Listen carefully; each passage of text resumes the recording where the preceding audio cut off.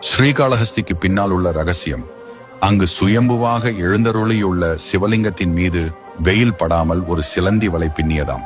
அந்த சிலந்தியின் பக்தியை கண்ட பரமசிவன் அது பின்னிய அழகான வலையை நெருப்பினால் எரிப்பாராம். அப்பொழுதும் சிலந்தி மீண்டும் வலையை பின்னுமாம். அது மீண்டும் எரிந்து போகுமாம்.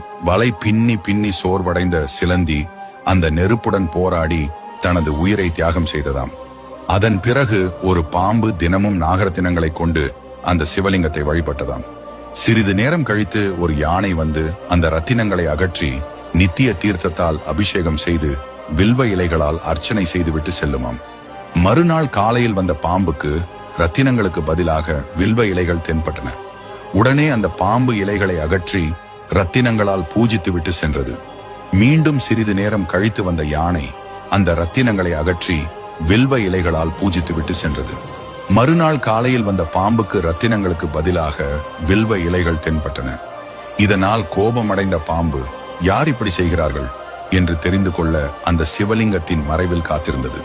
சிறிது நேரத்தில் யானை வருவதை கண்ட அந்த பாம்பு கோபத்துடன் யானையை கடிக்க முயன்ற போது அதன் தும்பிக்கைக்குள் நுழைந்து விட்டதாம்.